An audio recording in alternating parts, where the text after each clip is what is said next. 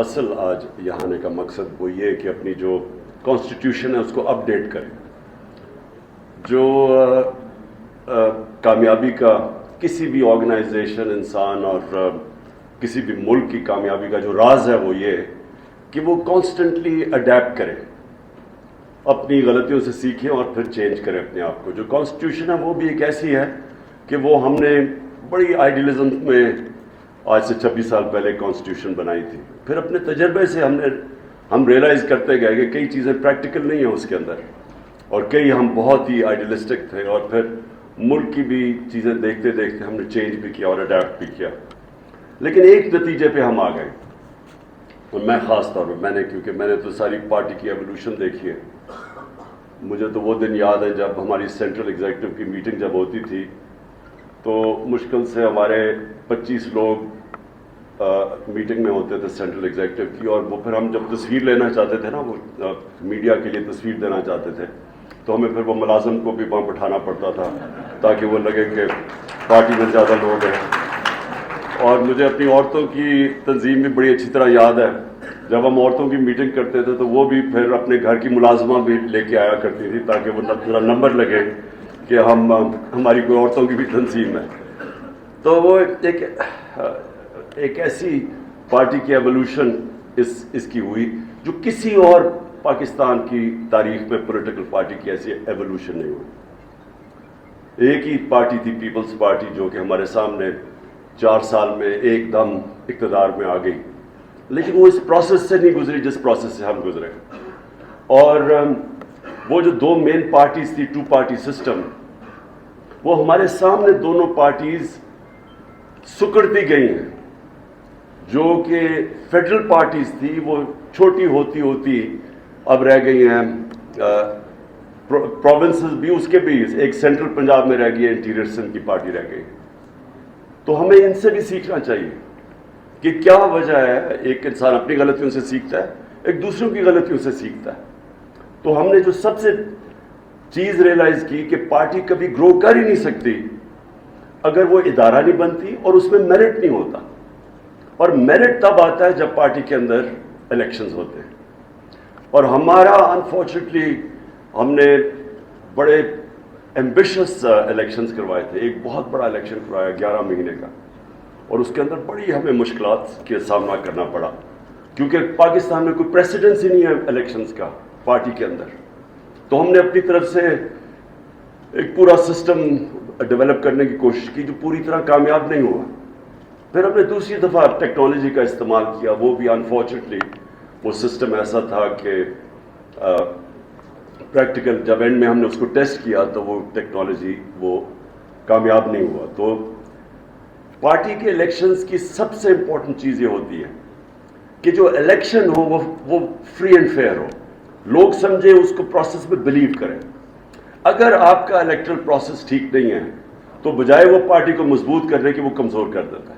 آپس میں لڑائیاں ہو جاتی ہیں. جب ایک بلیو ہی نہیں کرتے لوگ کہ یہ پروسیس ٹھیک ہوا تو پھر اندر آپس میں پارٹی کے اندر ڈویژنز پیدا ہو جاتی ہیں، تو وہ بجائے پارٹی کو مضبوط کرنے کے کمزور کر دیتی ہے.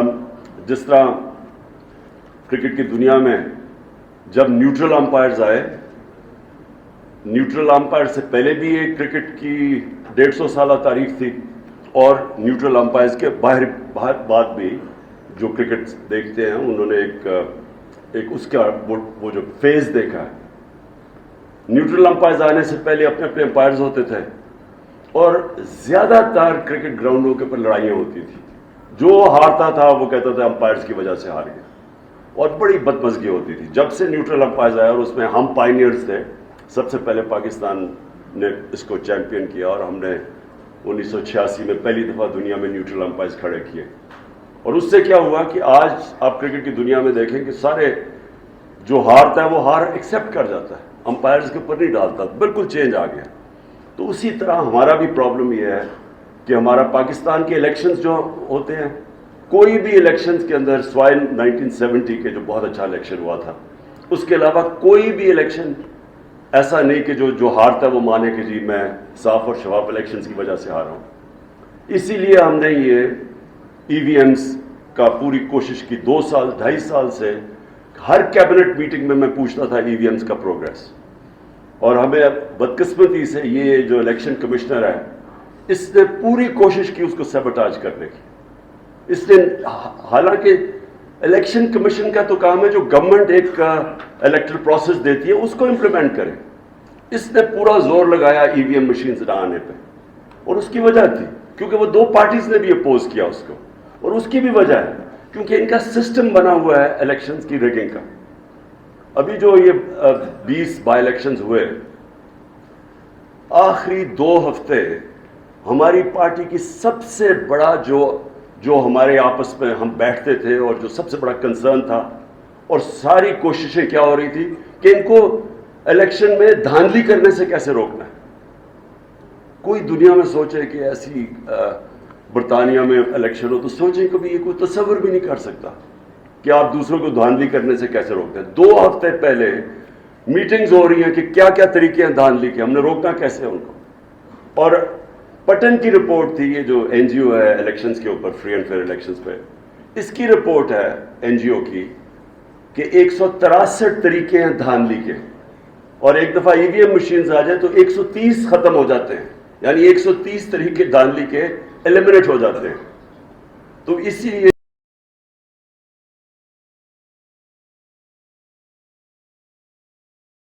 پورا سیبوٹاج کیا کہ پاکستان میں ای وی ایم مشینز نہ آئیں, جبکہ ہندوستان میں بھی ہیں, ایران میں بھی, دونوں ہمسائے ملکوں کے اندر ای وی ایم مشینز ہیں.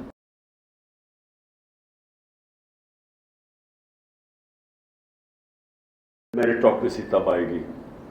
اور ابھی جو باتیں بھی کی ایکنالجمنٹ کی خواتین کے ونگ کی بھی, اور یہ علی نے بھی ابھی جو باتیں کی کہ کیسے ورکرز کو اکنالج کرتے ہیں, کہ پاسبل نہیں ہے کہ ایک پارٹی چیئرمین سارے اتنی بڑی پارٹی جو ماشاءاللہ بن گئی ہے کہ سب کو اکنالج کرے. لیکن اس کی اصل جب میریٹوکریسی آپ کے سسٹم میں آ جاتی ہے تو آپ کا سسٹم اس کو اکنالج کرتا ہے, اور وہ کرتا ہے ووٹ کے, جو آپ کے جو ہر طبقے کے اوپر جب وہ ووٹ دیکھتے ہیں کوئی کام کر رہے ہیں وہ آٹومیٹکلی اوپر آ جاتا ہے.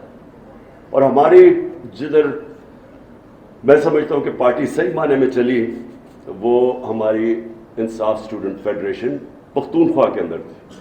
انہوں نے ہم اندر الیکشنز کروائے, اور الیکشن سے کانسٹنٹلی نئی لیڈرشپ آتی رہی.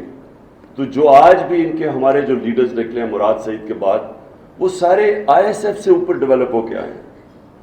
اور وہ کیونکہ وہاں الیکشن کا سسٹم تھا آئی ایس ایف کا, ان کے اوپر میرٹ آتی گئی. یہی ہماری انشاءاللہ جیسے ہم اس الیکشن سے فارغ ہوتے ہیں, یہ جنرل الیکشن سے, تو ہماری سب سے بڑی کوشش ہوگی کہ ہم امیجیٹلی پارٹی کے اندر ایک الیکشنز کروائیں, اور ایک ایسے پروسیس سے کروائیں, کیونکہ اب تو ہمارے پاس ٹیکنالوجی کے, اور ٹیکنالوجی تیزی سے آگے بڑھ رہی ہے, تو ہم انشاءاللہ ابھی سے ہی ٹیکنالوجی کا استعمال کر کے ایک بڑا الیکشن کروائیں گے, تاکہ نیچے سے جو بھی محنت کر رہے ہیں وہ اوپر آتے جائیں, اور پھر پارٹی کے اندر ہمارا وہ پروسیس ڈیولپ ہو جائے میرٹ کو اوپر لانے کے لیے. جو یہ 2 پارٹیز ہمارے سامنے ختم ہوئی ہیں, ان کی سب سے بڑی وجہ یہ ہے کہ ان کے اندر کوئی میرٹ نہیں, فیملی پارٹیز ہیں. آپ ان پارٹیز کو دیکھیں آج سے 20-25 سال پہلے وہ ان سے بہتر چل رہی تھی, بجائے وہ گرو کرنے کے وہ سکڑتی گئی ہیں. اور صرف اس لیے کہ وہاں جب اوپر سے بلاک کر دیں میرٹ کو اوپر آنے سے, کوئی پارٹی بھی, کوئی سسٹم بھی, کوئی دنیا میں ادارہ جس کے اندر آپ میریٹوکریسی ختم کرتے ہیں وہ نہیں کامیاب ہوتا. میرا جو سیکنڈ پوائنٹ ہے وہ یہ کہ ہم نے پارٹی کی آئیڈیالوجی, جس طرح ہمارا یہ تنظیمیں بنتی ہیں, اور جو ہماری اب جو ہم پلان کر رہے ہیں, ہم نے جو یہ چینجز بھی لے کے آئے ہیں, یہ بالکل ٹھیک کہا آپ نے شاہ صاحب, کہ لنک نہیں ہے ہمارا, جو ونگز ہیں وہ پیرلل فنکشن شروع ہو گئے کرنا, اور ان کا لنک نہیں ہے جو ڈسٹرکٹ, جو ایک بیس ہے پالیٹکس کا, جو بیس ہے پاکستان میں الیکشن پروسیس کا, وہ ہے ڈسٹرکٹ. تو ڈسٹرکٹ کے اندر جو تنظیمیں ہیں وہ پیرلل چلنی شروع ہو گئی. عورتوں کا کوئی پتہ نہیں ڈسٹرکٹ کو کہ عورتوں کی تنظیموں میں کیا ہو رہا ہے. کئی ڈسٹرکٹس میں ہوتا بھی ہے, آٹومیٹکلی کوئی خود ہی آپس میں کوآرڈینیشن کر لیتے ہیں, لیکن پلاننگ سے نہ ہمارا یوتھ کا کوآرڈینیشن ہے زیادہ تر ڈسٹرکٹس میں، نہ وہ ڈسٹرکٹ کے جو پریزیڈنٹ بنتا ہے اسے پتہ ہے یوتھ میں کیا ہو رہا ہے، نہ اسے پتہ کہ عورتوں کی تنظیمیں، یہ وائٹل ہیں دونوں تنظیمیں، اور بھی وکیلوں کی تنظیم.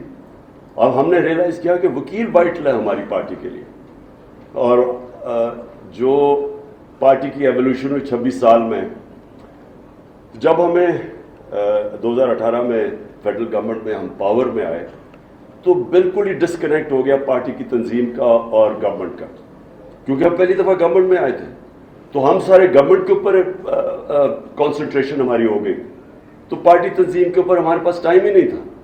تو بالکل ایک فاصلہ بڑھ گیا، اور اس میں خاص طور پہ جو نقصان ہوا وہ ILF کو ہوا، جو ہماری لائرز فورم تھا ان کا ڈسکنیکٹ ہو گیا ہماری لا منسٹری سے، وہ علیحدہ علیحدہ ہو گیا. اس سے بڑا نقصان ہوا ہمیں، ہماری تنظیموں کو نقصان ہوا، اور جو ہمیں ضرورت تھی وکلا کی اس کو نقصان ہوا. سو آج ہمارا مین یہ ہے کہ ہم نے اب اس سب کو کوآرڈینیٹ کرنا ہے، اس ایفرٹ کو. اور ہم نے یہ جو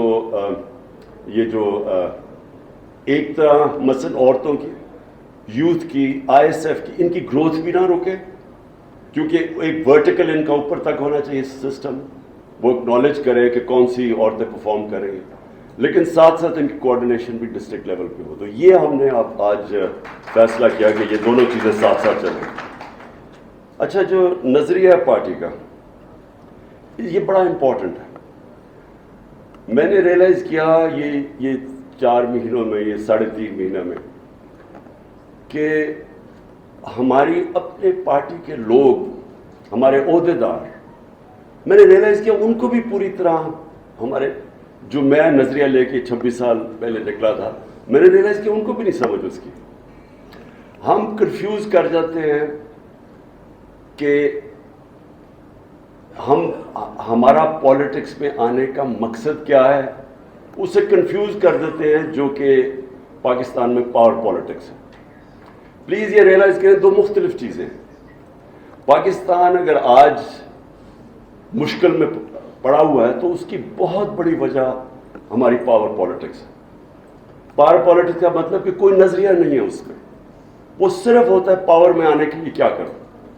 یہ 2 پارٹیز آپ کے سامنے ایک گولڈن مثال ہے، اگزامپل ہے کہ کیسے ان کے اندر ٹوٹل اپرچونزم ہے، پاور کے لیے کوئی نظریہ نہیں ہے ان کا. یہی 2 پارٹیز کب سے 88 سے ایک دوسرے کو برا بھلا کہہ رہی ہیں، اور برا بھلا یہ نہیں کہہ رہی کہ نظریاتی ان کے کوئی اختلافات ہیں، ان کا صرف ایک ہی ہے کہ وہ ایک کہتی تھی وہ چور ہے، دوسرا کہتے تھے دوسرا چور ہے. یہ بڑے سیریس ایلیگیشنز ہیں. کرپشن کے کیسز انہوں نے ایک دوسرے کے اوپر بنائے تھے. یہ کہہ رہی تھی کہ یہ نواز شریف نے یہ حدیبہ پیپر مل میں منی لانڈرنگ کی، یہ کیس پیپلز پارٹی نے بنایا تھا. اور یہ سرے محل کا کیس اور جو $60 ملین پڑا ہوا تھا زرداری کا سوئٹزرلینڈ میں، یہ نون لیگ نے کیس بنائے تھے. تو یعنی 2 پارٹیز ایک دوسرے کو یہ نہیں کہہ رہی کہ ہمارا نظریاتی اختلاف ہے، یہ دونوں ایک دوسرے کو کہہ رہی تھی کہ انہوں نے پاکستان کی عوام کا پیسہ چوری کیا. یہ سیریس ایلیگیشن ہے. اور ہوا کیا کہ جیسے ہی یہ واپس آئے 2008 میں، چارٹر آف ڈیموکریسی کے نام پہ دونوں نے فیصلہ کیا کہ ہماری 2 دفعہ گورنمنٹس گئی ہیں کرپشن کے اوپر، تو ہم پاگل ہیں کہ ایک دوسرے کو ہم نقصان پہنچا رہے ہیں. تو دونوں نے مل گئے، 10 سال انہوں نے مل کے ملک کو لوٹا، اور کوئی ان کی آئیڈیالوجی نہیں تھی، صرف پیسہ پرزرو کرنا تھا، پیسہ بناؤ اور پرزرو کرو. اور یہ آج آپ کے سامنے اور ہی کلیئر آ گیا کہ وہ جو ایک دوسرے کے خلاف تھے سب اکٹھے ہو گئے ہمارے خلاف، تحریک انصاف کے خلاف سب اکٹھے ہیں. کوئی نظریہ نہیں ہے اس میں، صرف انٹرسٹ ہے.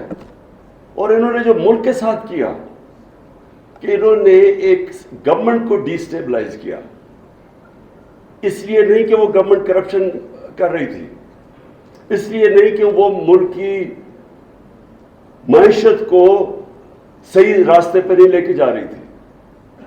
مہنگائی کا انہوں نے استعمال کیا کہ جی مہنگائی کی وجہ سے ہم گورنمنٹ کرانا چاہتے ہیں، عوام بڑی مشکل میں. اور جو اللہ، کیونکہ اللہ الحق ہے، سچ کا خدا ہے، اس نے ساری قوم کے سامنے یہ اپرچونزم کی سیاست ایکسپوز کر کے رکھ دی. یہ جو 4 مہینے میں 3.5 مہینے میں انہوں نے کیا ہے, یہ واضح ہے کہ نہ ان کا انٹرسٹ تھا اکانومی, نہ ان کا انٹرسٹ تھا مہنگائی, صرف ایک انٹرسٹ تھا NRO لینا. کوئی تیاری نہیں تھی ان کی. یعنی اگر انہوں نے پاور میں آنا ہی تھا اور اتنی سازش کر کے, تو کم از کم کچھ تیاری تو کرتے اکانومی کو ٹھیک کرنے کے لیے, کوئی روڈ میپ لے کے آتے, کوئی پلان کرتے کہ ہاں ہم آئیں گے. آتے ساتھ ہی وہ مفتاح اسماعیل بیٹھتا اور کہتا کہ یہ ہم کریں گے اور اس طرح ہم اپنی اکانومی کو اسٹیبلائز کریں گے یا اٹھائیں گے.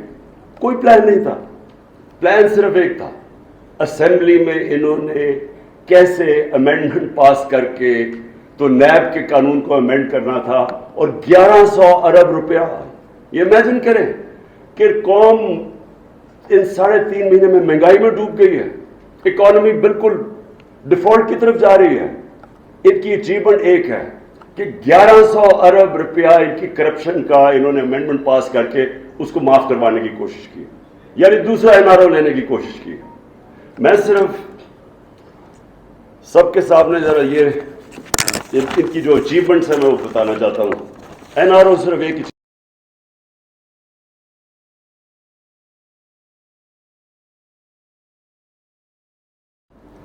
تو پاکستان کی ایکسچینج ریٹ تھی 178 روپے. آج اوپن مارکیٹ پہ 250 روپے پہ پہنچ گئی. انٹرسٹ ریٹ یہ بڑا امپورٹنٹ ہے. انٹرسٹ ریٹ کیونکہ بزنس ایکٹیویٹی چلتی, جتنا آپ انٹرسٹ بڑھاتے جائیں بزنس ایکٹیویٹی کم ہو جاتی ہے, لوگوں کے پاس پیسہ نہیں ہوتا انویسٹ کرنے میں. 11% تھا مارچ میں, آج ہے 15.5%. جو ہماری ٹیکس کلیکشن تھی, ریکارڈ ٹیکس کلیکشن ہوئی پاکستان کی تاریخ میں. ہماری جو ٹیکس کلیکشن کی گروتھ ریٹ تھی مارچ میں وہ 32% تھی. اب جولائی کے اندر وہ آ گئی ہے 10% پہ گروتھ, یعنی کہ جو پیسہ اکٹھا ہو رہا ہے وہ گورنمنٹ کے پاس کم ہوتا جا رہا ہے. ہماری جو ایکسپورٹس ہیں اور ہماری جو ریمیٹنسز ہیں دونوں کی ٹرینڈ نیچے آنا شروع ہو گئی, یعنی کہ جو ڈالرز, اصل کرائسس کیا ہے, ملک میں ڈالرز کی کمی ہو گئی. تو جو چیزیں ہماری دور میں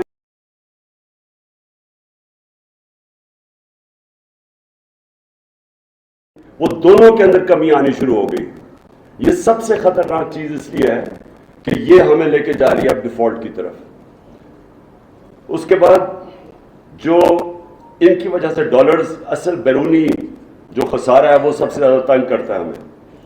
مارچ کے اندر جو بیرونی خسارہ تھا وہ $500 ملین تھا, آج 2.6 ارب ڈالر پہ پہنچ گیا بیرونی خسارہ. جو لوگوں کے لیے جو انہوں نے سب مہنگائی مارچ سب کچھ کیا, کیا مہنگائی بہت زیادہ ہے. آج ذرا سن لیں کہ SPI مارچ کے اندر 17% تھی. اب یاد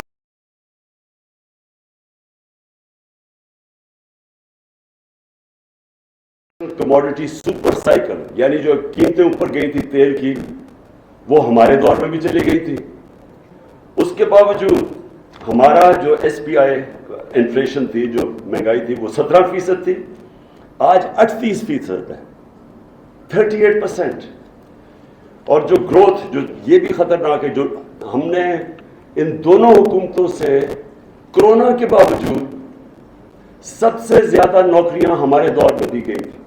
امپلائمنٹ ہمارے دور میں سب سے زیادہ تھی, بلکہ فگرز آئی تھی ورلڈ بینک کی کہ بر صغیر کے اندر جس ملک میں سب سے کم بے روزگاری تھی وہ پاکستان تھا. اب گروتھ ریٹ جو ہمارے آخری سال میں 6% تھی, اب وہ پہنچ گئی, اب وہ پروجیکٹ ہو رہے 2.3% پہ. اس کا مطلب اکانومی کانٹریکٹ کرے گی, اس کا مطلب ٹیکس کلیکشن کم, اس کا مطلب بے روزگاری زیادہ. ریزروز جب نو کانفیڈنس موشن یہ انہوں نے درج کیا تھا, ٹیبل کیا تھا پارلیمنٹ میں, تو ہمارے ریزروز تھے 16.4 ارب ڈالر. آج وہ پہنچ گئے ہیں 8.5 ارب ڈالر, تقریباً آدھے ہو گئے. تیل, یہ ذرا بڑا امپورٹنٹ ہے آپ سب کے لیے کہ اب مجھے یاد ہے 12 روپے ہم نے تیل کی قیمت بڑھائی تھی تو بلاول نے کام پہ ٹانگنے والی مہنگائی مارچ شروع کر دی تھی سندھ سے کہ وہ پتہ نہیں پبلک کتنی نکلے گی، 12 روپے پہ۔ اب یہ سنیں ذرا، ہمارے دور پہ جو تیل تھا انٹرنیشنل مارکیٹ میں وہ $110 کا تھا۔ انٹرنیشنل مارکیٹ میں ہمارے دور تیل $110 کا تھا۔ ہم جو پٹرول بیچ رہے تھے وہ $150 لیٹر تھا، پیٹرول $150 لیٹر، اور ڈیزل $144 لیٹر۔ انٹرنیشنلی تیل کی قیمت تھی $110۔ آج انٹرنیشنلی تیل کی قیمت ہے $95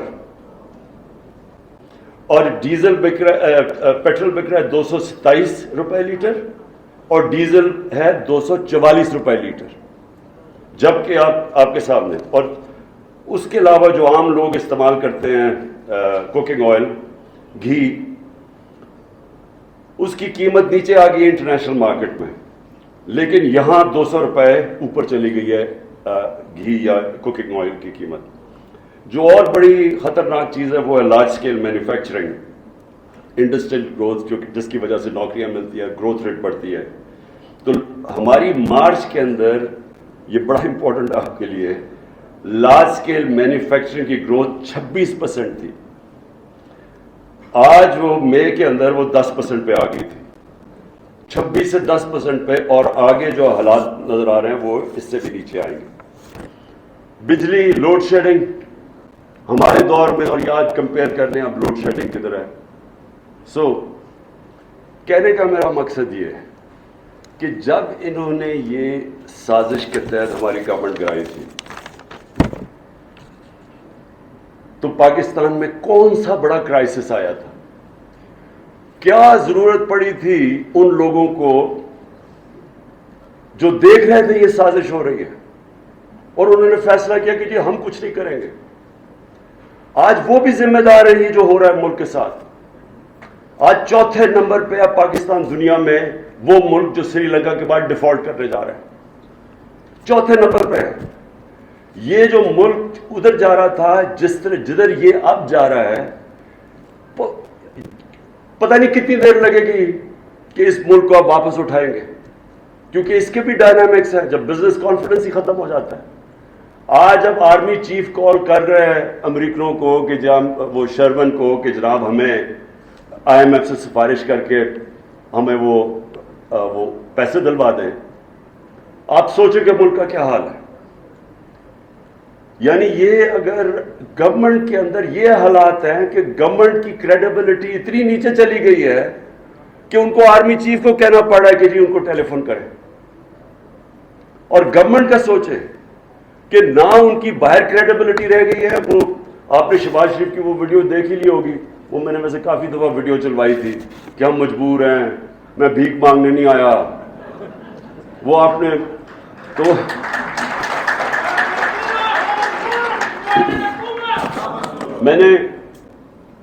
مجھے خوشی یہ ہوئی کہ یہاں کئی ایسے لوگ تھے جو سمجھتے تھے کہ وہ اشتہار دیکھ کے نا کہ میں شہباز شریف نے 50 ارب روپیہ تو اشتہاروں پہ ہی خرچ کیا تھا، وہ اشتہار دیکھ کے سمجھتے تھے کہ اس سے بڑا جینیس آیا ہی نہیں ہے کبھی پاکستان میں۔ وہ یہاں ایسے لوگ تھے۔ اب وہ میں سوچتا ہوں کہ جو حالات کیے ہیں اللہ وہ سچ والا خدا، اس نے زیادہ دیر نہیں اس کی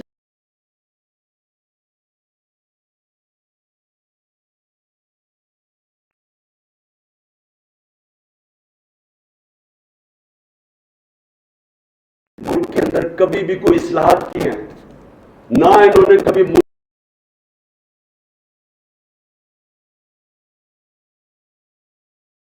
معاشیت کا سوچا، کسی نے سوچا ہی نہیں تھا معاشیت کا۔ معاشیت کا سوچنا تو دور کی بات ہے، انہوں نے جو پرانے انگریز کے بنائے ہوئے تھے جنگل وہی کر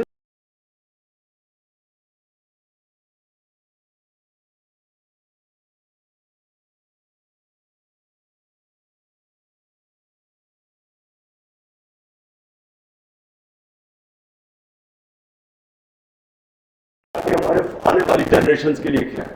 50 سال میں کوئی ٹیکس ہی نہیں بنی، یہ پہلی دفعہ ہماری گورنمنٹ نے آ کے آگے سوچا فیوچر جنریشنز کا کیونکہ انہوں نے کبھی بھی آگے نہیں سوچا.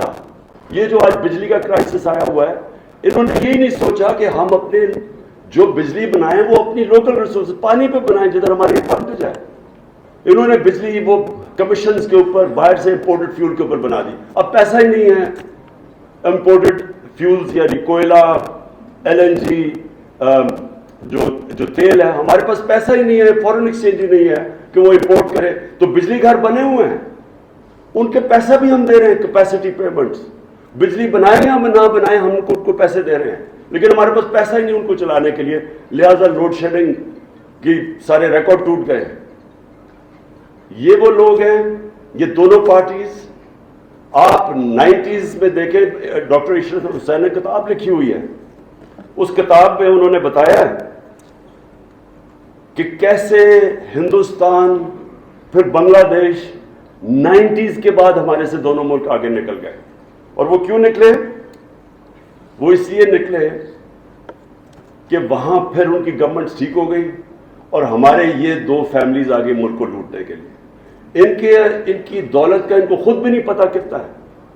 انہوں نے جتنا پیسہ بنایا, میں گارنٹی کرتا ہوں ان کو پتہ ہی نہیں ان کے باہر کتنے بلینز آف ڈالرز پڑے ہوئے. لیکن ملک کا حال یہ ہے کہ جس ملک نے تیزی سے ان سے آگے ترقی کر رہا تھا, وہ ملک کا آج یہ حال ہے کہ چوتھے نمبر پہ انہوں نے پہنچا دیا ہے, وہ ملک جو ڈیفالٹ کرنے جا رہا ہے. میں ایک چیز ضرور آگے اپنی پارٹی کی طرف سے, پہلے تو ہم اپنی تجویز دیں گے. دیکھیں, کبھی بھی اس ملک کے اندر ہمیں کبھی اجازت نہیں دینی چاہیے کوئی اس ملک کی قیادت کرے جس کا سب کچھ پاکستان میں نہ ہو. یہ کیا وجہ ہے کہ آپ پاکستان کے پرائم منسٹر بننا چاہتے ہیں, وزیر بننا چاہتے ہیں, پیسہ آپ نے ملک سے باہر رکھا ہوا ہے. بچے کہتے ہیں ہم پاکستان کے شہری نہیں ہیں, ہم برٹش پاسپورٹ ہولڈر ہیں, اس کے جواب دے نہیں ہیں. اربوں روپے کی پراپرٹیز میں یہ رہتے ہیں وہاں. جو یہ حسن, کیونکہ میں تو لندن جانتا ہوں, جو پراپرٹیز میں یہ رہتے ہیں وہ بلینز کے اندر ہے.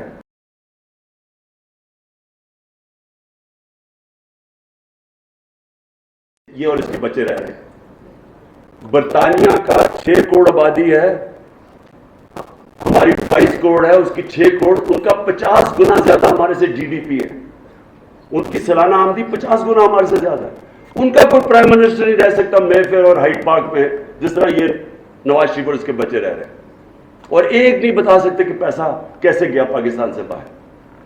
تو کیا وجہ ہے کہ ہمارا ملک, کہ ہمارے ملک کی لیڈرشپ, ایلیٹ ملک سے باہر سارا پیسہ باہر رکھتے ہیں, باہر پراپرٹیز ہیں, باہر آف شور اکاؤنٹس ہیں, اور ملک کی قیادت بھی کرنا چاہتے ہیں.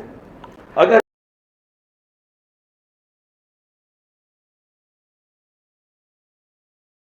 پیسہ کرپشن کا پیسہ ہے, آپ کو چھپانا پڑتا ہے, کیونکہ اگر آپ ملک میں رکھیں گے تو وہ نظر آ جائے گا, اس لیے آپ کو ملک سے باہر بھیجنا پڑتا ہے.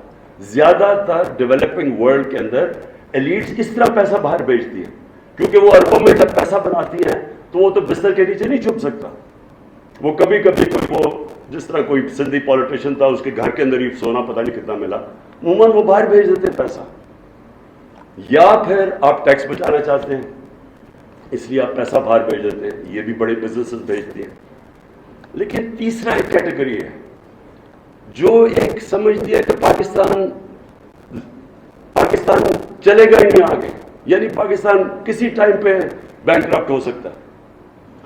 جو لوگ قیادت میں آ کے بلیو ہی نہیں کرتے پاکستان میں, کیونکہ اس لیے وہ انشورنس پالیسی میں پیسہ باہر بھیج دیتے, تو ان کو کیا حق ہے اس ملک کی قیادت کرنے؟ اس ملک کی قیادت اس کو کرنی چاہیے ان لوگوں کو جن کا سب کچھ پاکستان میں ہو, اسٹیٹ پاکستان میں ہو, جینا مرنا پاکستان میں ہو.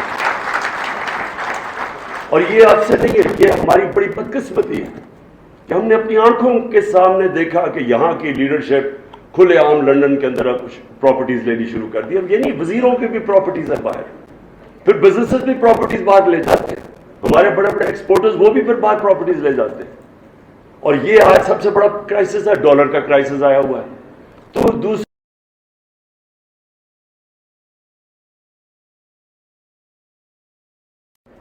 ان کو ہم کہہ رہے ہیں پاکستان پیسہ لے کے آؤ, اپنا پیسہ باہر لے کے جا رہے ہیں. اس وقت پاکستان کس کے اوپر چل رہا ہے؟ ہمارے بیرون ملک پاکستانی جو کہ دن 15 گھنٹے کام کر کے پیسہ پاکستان بھیجتے ہیں، ریمیٹنسز. ہمارا جو ورکر ہے وہ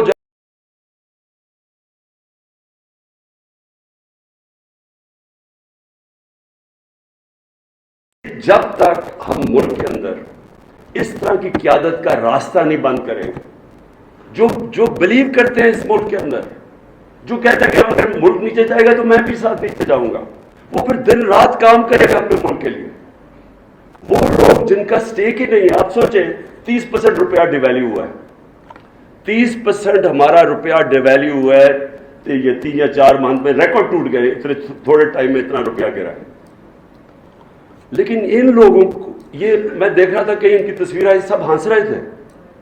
یہ جو بڑے بڑے ڈاکو، ان کی میٹنگ ہوتی ہے نا، ڈاکوؤں کی میٹنگ بھی ہوتی ہے، سارے دانت نکال رہے تھے. ان کو اگر 30% پیسہ ملک کا، یعنی ہم سب کا 30% ویلیو نیچے گر رہی ہے ہمارے پیسے کی، تو ان کو تو فائدہ ہو گیا. ان کو تو 30% پیسے اوپر چلے گئے. ان کے خوش تو اس لیے ہیں، ان کو کوئی فرق ہی نہیں پڑتا کہ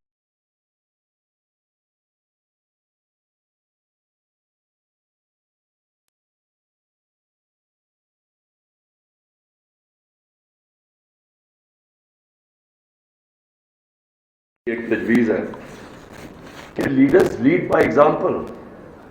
بورس جانسن کو آپ سوچیں، بھاری اکثریت سے وہ جیتا تھا.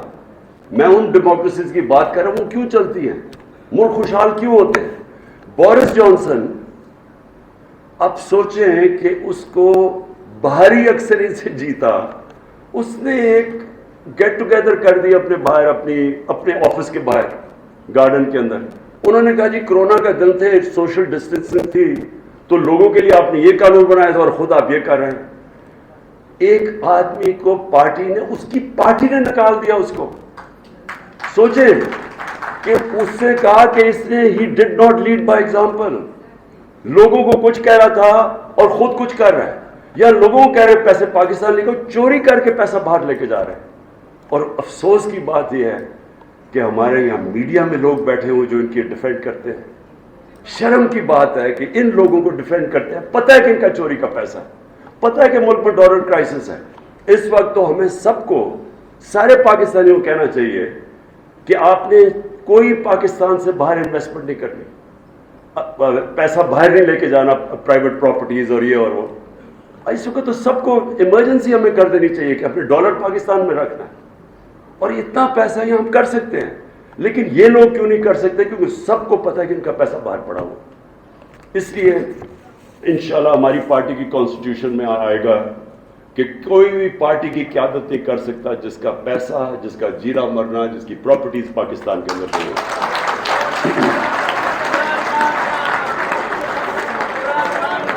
میں آخر میں جی، میں پھر سے آپ کی جو آئیڈیالوجی جو پارٹی کی ہے اس کے اوپر میں آنا چاہتا ہوں. دیکھیں، 2 طرح کی جو علی نے بات کی، ہم نے اپنے کارکنوں کو نچلی سٹیج کے اوپر سمجھانا ہے. 2 قسم کی پالیٹکس ہے جو میں پھر سے آتا ہوں. ایک ہے پاور پالیٹکس. پاور پالیٹکس ہے پاور میں آ کے ذات کے لیے سب کچھ کرنا، اپنا ڈپٹی کمشنر، اپنا تھانے دار رکھوانا، یہ جو پرانی سوچ ہے.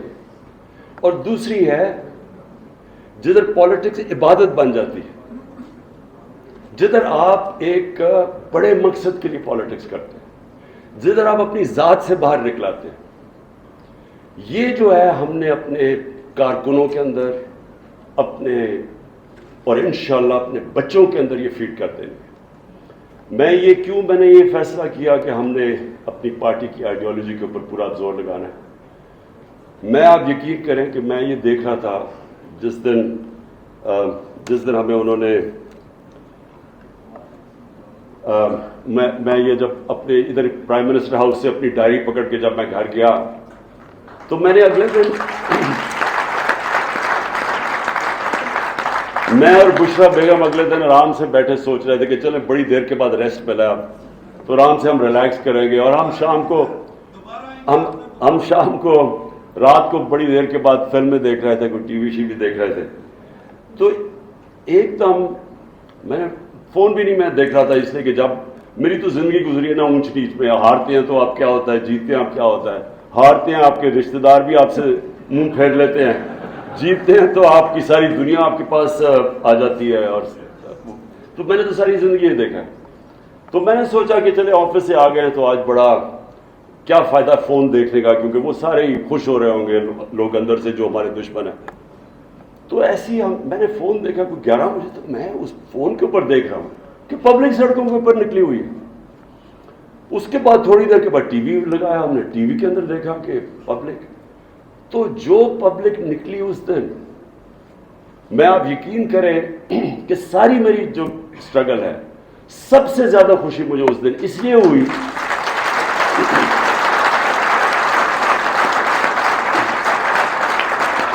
کہ اس لیے کہ دیکھیں کامیابی کیا ہوتی ہے. میرے لیے کامیابی کیا ہے؟ میرے لیے کامیابی پرائم منسٹر ہاؤس. میں یہ شاہ محمود کو کہتا ہوں کہ میں زندگی میں کبھی اتنی مشکل نہیں گزاری جو 3.5 سال میں نے گزاری.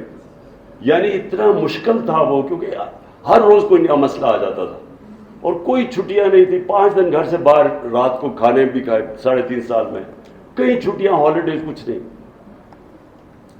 لیکن یہ جو مجھے خوشی ملی کہ جب آپ دیکھتے ہیں کہ آپ کی قوم کے اندر شعور آ گیا ہے, جب ایک ہجوم قوم بن گئی ہے, یہ مجھے خوشی ملی کہ دیکھیں پاکستان کو پتہ ہی نہیں کہ پاکستان کتنا طاقتور اللہ نے بنایا. ہمیں اپنی طاقت کا ہی نہیں پتا. ہم وہ لوگ ہیں جن کو سمجھ ہی نہیں ہے کہ یہ کتنی بڑی نعمت ہے یہ ملک. ہم وہ ہیں جن کے اندر کوئی کبھی سمجھ نہیں آئی نظریہ پاکستان کیا تھا. پاکستان کا مطلب کیا, لا الہ الا اللہ. اور لا الہ الا اللہ کا راستہ وہ ہے اور ہم اس راستے پہ نکلے ہوئے ہیں. جو قوم کیسے بننی تھی, تیرا میرا رشتہ کیا, لا الہ الا اللہ. کیونکہ وہ کیا تھا کہ وہ قوم کو اکٹھا, جب آپ کا نظریہ ہوگا تو آپ نیشن بنیں گے نا. نظریہ تو وہ ہے, سمپل نظریہ ہے ہمارا. اسی کے اوپر مدینہ کی ریاست میں نبی صلی اللہ علیہ وسلم نے سب کو اکٹھا کیا تھا, سب انسانوں کو اکٹھا کیا تھا. مساق مدینہ میں, اس میں وہاں کرسچنز بھی تھے, اس میں یہودی بھی تھے, ان سب کو انہوں نے کمیونٹی میں بنا دیا تھا, انسانوں کو اکٹھا کیا تھا. اس لیے ان کو رحمت العالمین کہتے ہیں, سب انسانوں کے لیے رحمت بن کے. ہم نے کبھی اس کا نہ اس کے اوپر کوئی تبصرہ کیا, نہ سوچا کہ یہ کیوں بنا تھا ملک, کیوں ہندوستان کے مسلمانوں نے پاکستان کو ووٹ دی تھی.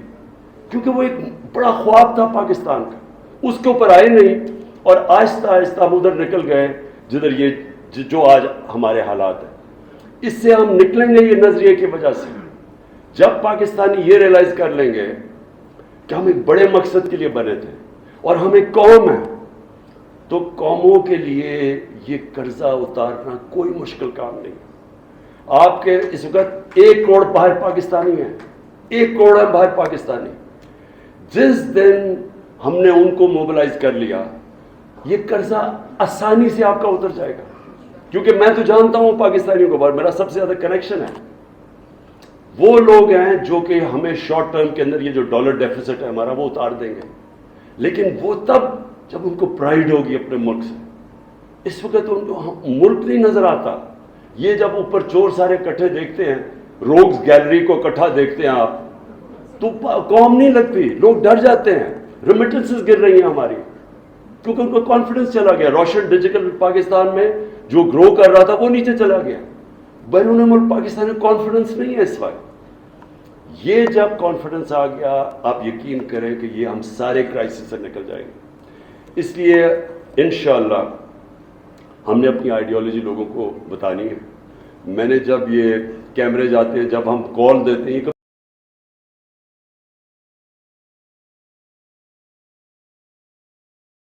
رزلٹ آیا تو ہم 9:30 بجے تھے رات کے. میں نے سوچا اب چلو کل انوائٹ کرتے ہیں لوگوں کو ہم سیلیبریشن کے لیے. وہ میں جب تک گھر پہنچا ہوں تو میں دیکھا وہ ساری پبلک خود ہی سڑکوں کے اوپر آ گئی.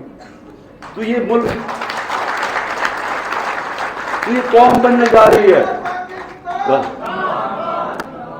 قوم بننے جا رہے ہیں. اور یہ ہے سب سے خوشائن چیز آج. ہم نے اپنی تنظیمیں اس لیے بنانی ہیں کہ اس وقت سب سے بہتر ٹائم ہے اپنی پارٹی کو منظم کیا جائے. ہم نے 26 سال میں منظم کرنے کی نہیں کوشش کی. ہماری جو کانسنٹریشن تھی وہ ہم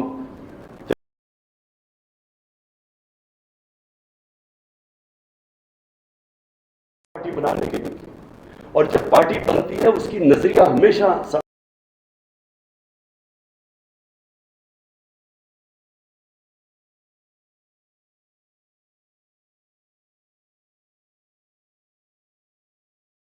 ہمارا نظریہ کا پتہ